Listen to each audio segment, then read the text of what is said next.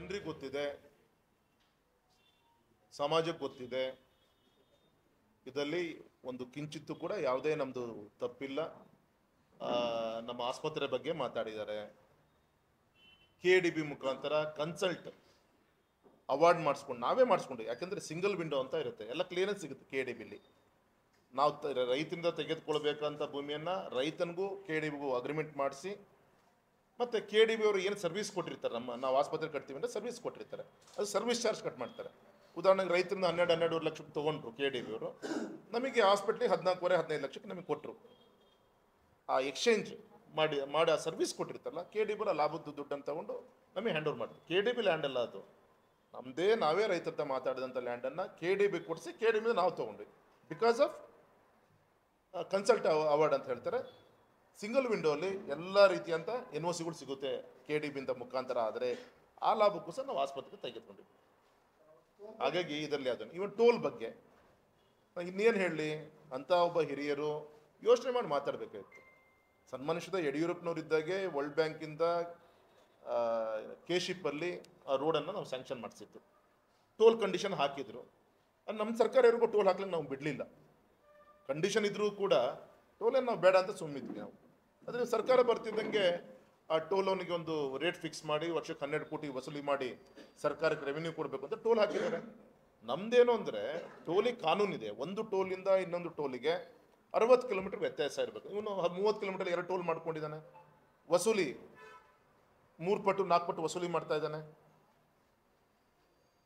ಹಾಗಾಗಿ ಈ ಥರ ವಿರೋಧದಲ್ಲಿ ನಮ್ಮದು ವಿರೋಧ ಇದೆ. ಅದಕ್ಕೆ ಪ್ರತಿಭಟನೆ ಮಾಡಿದ್ದಾರೆ ನಮ್ಮ ಕಾರ್ಯಕರ್ತರು. ಸರ್ಕಾರ ಗಮನಕ್ಕೆ ತರೋಂಥ ಕೆಲಸ ಮಾಡಿದ್ದೀವಿ. DCಗೂ ಹೇಳಿದ್ದೀವಿ, ಆದಷ್ಟು ಬೇಗ ಅವ್ನು ಕರೆದು ಮಾತಾಡಿ ಸರಿ ಮಾಡ್ತೀವಿ ಅಂತ ಹೇಳಿದ್ದಾರೆ. ಸರ್ ಬೇಜಾರಾಗುತ್ತೆ, ಏನು ಮಾತಾಡಿ ಏನು ಉಪಯೋಗ, ನಮಗೇನು ಅವಶ್ಯಕತೆ ಇಲ್ಲ. ಅವ್ರು ಬಂದರೂ ಕೂಡ ನಾವೇನು ದೇವ್ರ ಮೆಚ್ಚರಿದ್ದೀವಿ, ನಡ್ಕೊಂಡಿದ್ದೀವಿ. ತುಂಬ ಸಂತೋಷ ಆಗಿದೆ. ಅವರು ಎಲ್ಲಿ ಹೇಳ್ತಾರೆ, ನಾನು ಬೇಕಾದ್ರೆ ಬಂದು ದೇವ್ರ ಹತ್ರ ಬಂದು ಮಾತಾಡೋಕ್ಕೆ ನಾನು ರೆಡಿ ಇದ್ದೀನಿ.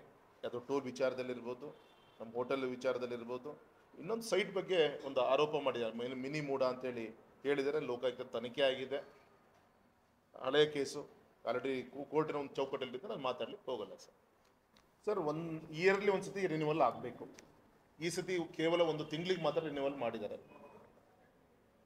ಕೆಲವು ನಂಬರ್ ಆಫ್ ಟೈಮ್ ನೋಟಿಸ್ ಕೊಟ್ಟು ಫುಲ್ಫಿಲ್ ಮಾಡಿ ಅಂತ ಹೇಳಿದ್ರು ಕೂಡ ಏನು ಮಾಡಲಿಕ್ಕೆ ಆಗ್ತಾ ಇಲ್ಲ, ಟೈಮ್ ಕಿಲ್ ಆಗ್ತಾ ಇದೆ. ಆ ದೃಷ್ಟಿಯಿಂದ ಇವತ್ತು ಕೇವಲ ಅತ್ಯಂತ ಕಮ್ಮಿ ಸಮಯ ಕೊಟ್ಟು ರಿನ್ಯೂವಲ್ ಮಾಡಿದ್ದಾರೆ. ನೆಕ್ಸ್ಟ್ ಇದೇ ತಿಂಗಳು 27-28 ಸಮಯ ಇದೆ. ಅಷ್ಟರೊಳಗೆ ಫುಲ್ಫಿಲ್ ಮಾಡಬೇಕು. ಸುಮಾರು ಒಂದು 14 ಎಕ್ವಿಪ್ಮೆಂಟ್ಸ್ ಬೇಕಿತ್ತು, 12 ಇದೆ. ಸರ್ಕಾರ ಬಂದು 1.5 ವರ್ಷ ಆಯಿತು, ರಿಕ್ವೆಸ್ಟ್ ಮಾಡ್ತಾ ಇದ್ದೀವಿ ಇನ್ನೆರಡು ಎಕ್ವಿಪ್ಮೆಂಟ್ಸ್ಗಳನ್ನು ಪ್ರೊವೈಡ್ ಮಾಡಿ ಅಂಥೇಳಿ. ಅಮೌಂಟ್ ದೊಡ್ಡದಲ್ಲ, ಅವ್ರು ಪ್ರೊಸೀಜರ್ ಮಾಡೋದ್ರಲ್ಲೇ ಟೈಮ್ ಕಿಲ್ ಆಗ್ತಾ ಇದೆ. ಅದೇ ರೀತಿ ಅಲ್ಲಿರುವಂಥ ಫೈರ್ ಜೆಟ್ ಏನು ವೆಹಿಕಲ್ಸ್ ಏನಿದೆ ಅದಕ್ಕೊಬ್ಬ ಮೆಕ್ಯಾನಿಕ್ ಇಡಬೇಕು, ಇಟ್ಟಿಲ್ಲ. ಯೂನಿಫಾರ್ಮ್ ವಿಚಾರ ಇರ್ಬೋದು, ಮತ್ತು ವಿಶೇಷವಾಗಿ ಟೇಕ್ ಆಫ್ ಮತ್ತು ಲ್ಯಾಂಡಿಂಗ್ ಆ ಎಡ್ಜಲ್ಲಿ ಸ್ವಲ್ಪ ಧೂಳು ಹೆಚ್ಚಿಗೆ ಆಗಿದೆ ಅಂತ ಮೆನ್ಷನ್ ಮಾಡಿದ್ರು. ಅದನ್ನು ರೀಟಾರ್ ಮಾಡಾಯಿತು.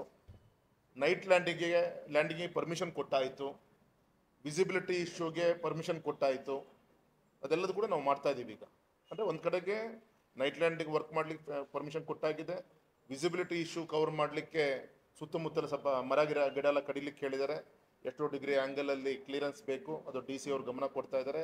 ಇದೆಲ್ಲ ಒಂದು ಕಡೆಗೆ. ಆದರೆ ಈ ಲೈಸೆನ್ಸ್ ರಿನ್ಯೂವಲ್ ಆಗಲಿಕ್ಕೆ ಈ ಒಂದು 2-3 ಸಣ್ಣ ಪುಟ್ಟ ವಿಚಾರಗಳೇನಿದೆ ಅದನ್ನು ಫುಲ್ಫಿಲ್ ಮಾಡಬೇಕಿತ್ತು. ಮೊನ್ನೆ ನಾನು ಗೌರವಾನ್ವಿತ ನಮ್ಮ ಇನ್ಫ್ರಾಸ್ಟ್ರಕ್ಚರ್ ಸೆಕ್ರೆಟರಿ ಮಂಜುಳಾ ಮೇಡಮ್ ನೇತೃತ್ವದಲ್ಲಿ ಬೆಂಗಳೂರಿನಲ್ಲಿ ಮೀಟಿಂಗ್ ಮಾಡಿದೆ ಒಂದು ವಾರದ ಕೆಳಗೆ. ಸರ್ಕಾರದ ಗೌರವದ ಪ್ರಶ್ನೆ ಇದೆ. ಇಡೀ ರಾಜ್ಯದಲ್ಲಿ ನಮ್ಮ ರಾಜ್ಯ ಸರ್ಕಾರ ಹ್ಯಾಂಡಲ್ ಮಾಡ್ತಿರ್ತಾ ಏಕೈಕ ಏರ್ಪೋರ್ಟ್ ನಮ್ಮ ಶಿವಮೊಗ್ಗ. ಹಾಗಾಗಿ ಗೌರವದ ಪ್ರಶ್ನೆ ನೀವು ಯಾವ ರೀತಿ ನೀವು ಹ್ಯಾಂಡಲ್ ಮಾಡ್ತೀರಿ ನೋಡಿ ಅಂತೆಲ್ಲ ಅವತ್ತೆಲ್ಲ ಕರೆದು ಮೀಟಿಂಗ್ ಮಾಡಿ ಬಂದಿದ್ದೀನಿ. ವಿಶ್ವಾಸ ಇದೆ, ಫಾಲೋಅಪ್ ಮಾಡ್ತಾ ಇದ್ದಾರೆ. ರಿಪೋರ್ಟನ್ನು ಕೂಡ ರೆಡಿ ಮಾಡ್ತಾ ಇದ್ದಾರೆ, ಫುಲ್ಫಿಲ್ ಮಾಡ್ತಾ ಇದ್ದಾರೆ, ವಿಶ್ವಾಸ ಇದೆ.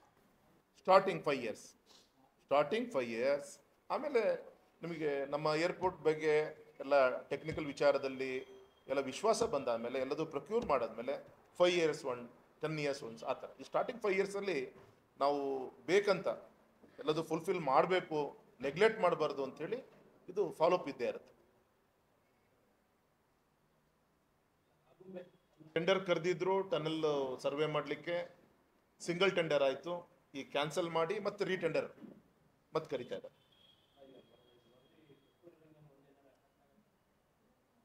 ಹೇಳಲಿಕ್ಕಾಗಲ್ಲ. ಮೊನ್ನೆ ಕೆಲವು ದುರ್ಘಟನೆಗಳು ನಡೆದಿದೆ. ಆದರೆ ನನ್ನ ಅಭಿಪ್ರಾಯ ಏನು ಅಂದರೆ ಟನಲ್ಲೇ ಸೇಫೆಸ್ಟ್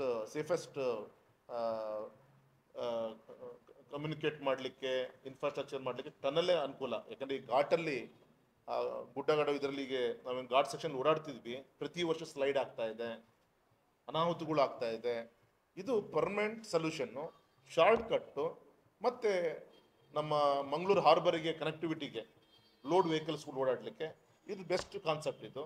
ಹಾಗಾಗಿ ಪರಿಸರವಾದಿಗಳು ಎಲ್ಲರೂ ಸಹಕಾರ ಕೊಟ್ಟು ಇಲ್ಲ ಆದರೆ ಸಂತೋಷ. ಯಾಕೆಂದರೆ ಮೊನ್ನೆ ನೋಡಿ, ನಾನು ಹೊಸನಗರದಿಂದ ಬೈಂದೂರಿಗೆ 15 ನಿಮಿಷದಲ್ಲಿ 125 ಕರ್ವನ್ನು ಅವಾಯ್ಡ್ ಮಾಡಲಿಕ್ಕೆ ಬೆಕ್ಕೋಡಿ ಸೇತುವೆ ಸ್ಯಾಂಕ್ಷನ್ ಮಾಡಿಸಿ, ಹೈವೇಗೆ ಒಟ್ಟು 390 ಕೋಟಿ ಸ್ಯಾಂಕ್ಷನ್ ಮಾಡಿಸಿದ್ದೀನಿ.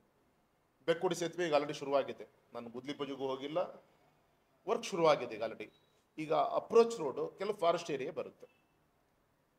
ನಿಮ್ಮ ಮುಖಾಂತರ ನನ್ನ ಪರಿಸರವಾದಿಗಳಿಗೆ ನಂದು ವಿನಂತಿ ಏನು ಅಂದರೆ, ಇವತ್ತು 1 ಎಕರೆ ಜಾಗ ಅಷ್ಟು ನಾವು ಫಾರೆಸ್ಟನ್ನು ಹಾಳು ಮಾಡಿದ್ರೆ ಅದರ 2-3 ಪಟ್ಟು ಲ್ಯಾಂಡನ್ನು ಫಾರೆಸ್ಟಿಗೆ ಹ್ಯಾಂಡ್ ಓವರ್ ಮಾಡ್ತಾ ಇದ್ದೀವಿ. ರೆವಿನ್ಯೂ ಲ್ಯಾಂಡನ್ನು ಫಾರೆಸ್ಟಿಗೆ ಹ್ಯಾಂಡ್ ಓವರ್ ಮಾಡ್ತಾ ಇದ್ದೀವಿ. ಅಂದರೆ ಪ್ರಕೃತಿಗೆ ಹಾನಿಯಾಗದ ರೀತಿಯಲ್ಲಿ ಆಲ್ಟರ್ನೇಟಿವ್ ಆಗಿ ಫಾರೆಸ್ಟ್ ಗ್ರೋತಿಗೋಸ್ಕರ ಹಣನೂ ಕೊಡ್ತಾ